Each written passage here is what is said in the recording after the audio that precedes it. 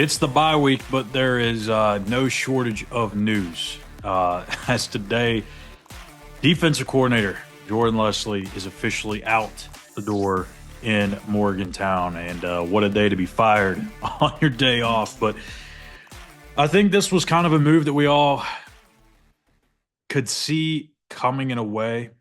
The defense had been struggling for quite some time this season, particularly against the pass, and there's just been no progress whatsoever. Earlier in the year, it may have been after the backyard brawl, Jordan said that there was easy fixes for this to be ironed out. They'll find a way to get better. They will get better.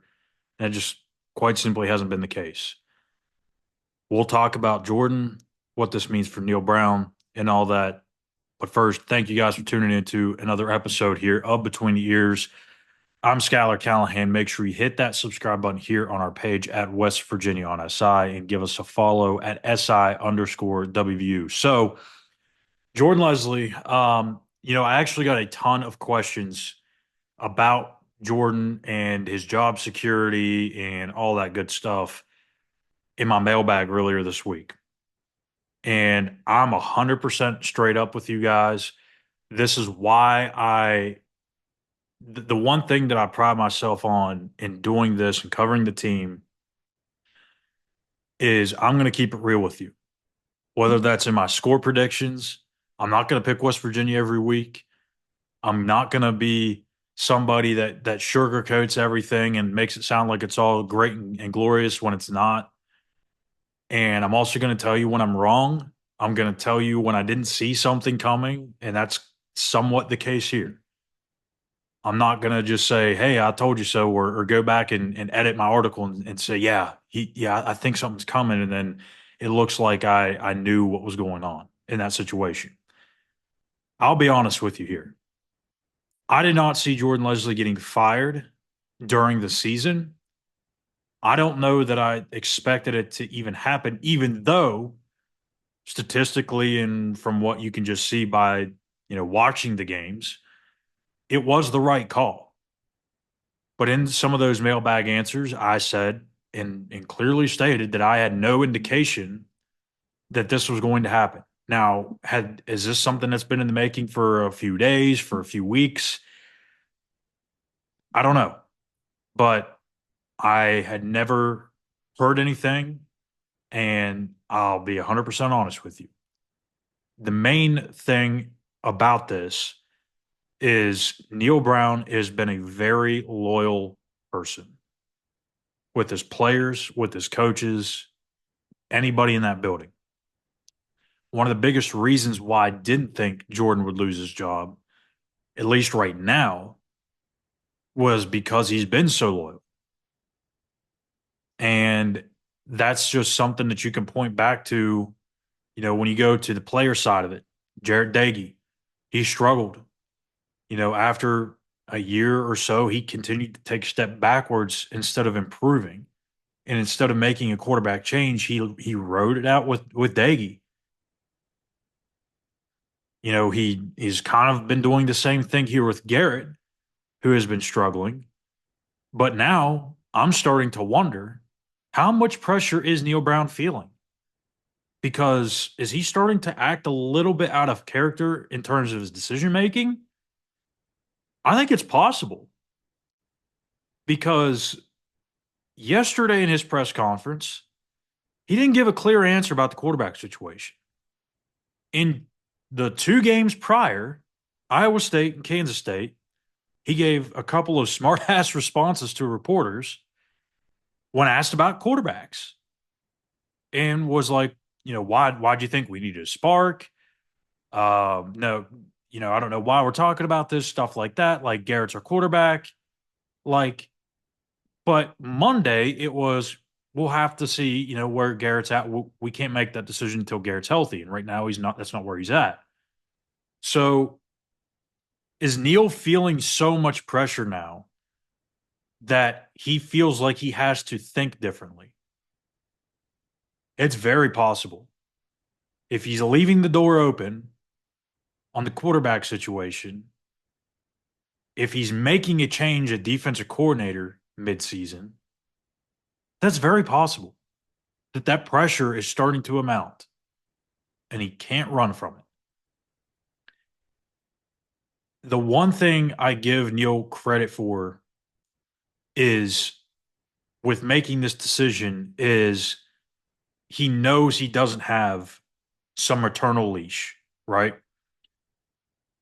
At some point, there is going to be a expiration date on this opportunity to turn this program around under him.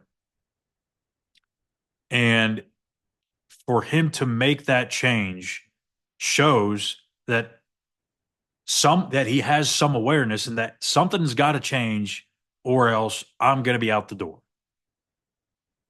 So does this mean he's back in 2025? I don't know. I don't think he was going to get fired, and I'm talking Neal Brown here. Whether he made this decision or not on Jordan, I don't think Neal would have been fired in season regardless. And that is something that I feel very confident in saying.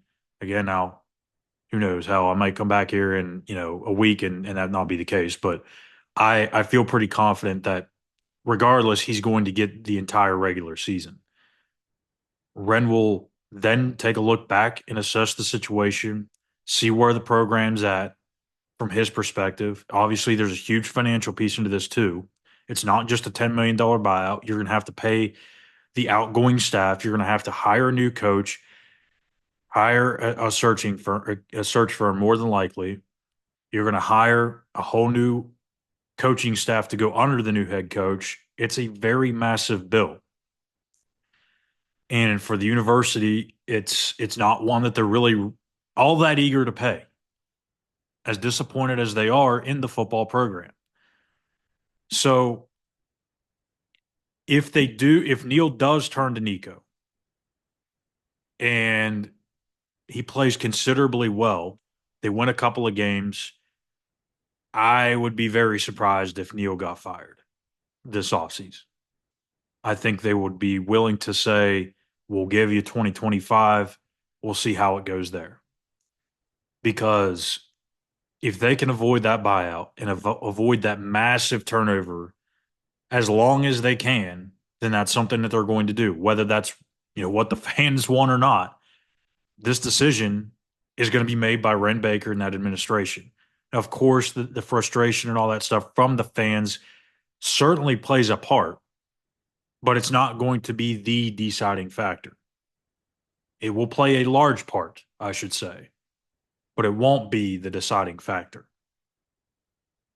The deciding factor is going to be whether or not Ren and this administration can A, foot the bill for all of that change, and B, do they feel like the program would be in a much better place with another coach? If they can do those two things, then the change will be made. But, fans can put up billboards, they can fly planes with banners all they want. But at the end of the day, it's not going to be the deciding factor. It will be a deciding factor, if that makes sense. It's going to be a part of this. But like I said with Jordan, it's not that I don't feel that he should have lost his job. It's not that I don't think the defense was making strides or anything like that. I just didn't expect them. I just didn't expect Neal to kind of somewhat act out of character here and fire somebody that he has been with for so many years. That had to have been a tough decision. And when you feel like your job is on the line, you're going to do a little bit, you're going to do some different things. Because if you keep doing the same thing, it's going to lead to the same result. It's the definition of insanity. So to kind of act out of character here with Jordan Lesley, to kind of keep that door open on the quarterback situation, makes me think again that Neal is starting to feel that pressure. He says he lives in a bubble. He still hears it. I promise you. He hears everything. So I'm not sure what this is going to look like down the stretch for WVU. I think very highly of Jeff Kuntz, by the way, the interim DC. I don't know if this is going to translate into success, but just from a football IQ perspective, that guy is through the roof in terms of football IQ. If you haven't heard him speak or talk, I encourage you to go to YouTube, type in Jeff Kuntz press conferences, and just listen. He is amazing to listen to when he talks about football. He does it in a manner where, just for the casual fan, you can understand what he's saying, but it's also a way where guys that are just, or gals that are extremely, film junkies or just like to talk personnel, scheme, he goes way, way deep into that too. And it's just a joy to listen to him talk football. So I think he's somebody that the players will rally around. He's somebody that I think the players really trust. So it makes a lot of sense that he is the guy that's going to take over that duty. But again, I don't know if that will change how that side of the ball has been playing. We'll see. It'll be a week to week thing. But let me know your guys' comments in the YouTube comment section here. If you're watching our site, go over to our YouTube channel and type in your thoughts there at West Virginia on SI. Make sure you hit that subscribe button. Give us a like as well, a follow on X at SI_WVU. And that'll do it for me here today on Between Years. We will be back tomorrow breaking down the season preview. We'll make some predictions and stuff as well for the men's basketball team in year one under Darren DeVries on tomorrow's episode of Between Years. And that will be the final one until maybe next Tuesday. We're got to patch our schedule together here. Obviously, this is a bye week, but as well, I've also got my first child on the way here in the next 6 to 7 days. So that's going to play a factor into the scheduling as well. So if you don't see us, don't worry. That's what's going on. But we will still have the walkthrough game day show next Thursday. Chris will be filling in for me to preview West Virginia and Cincinnati with Eugene Napoleon. So everything. That's everything I believe for now. We will see you guys tomorrow here on BTE to break down West Virginia men's basketball.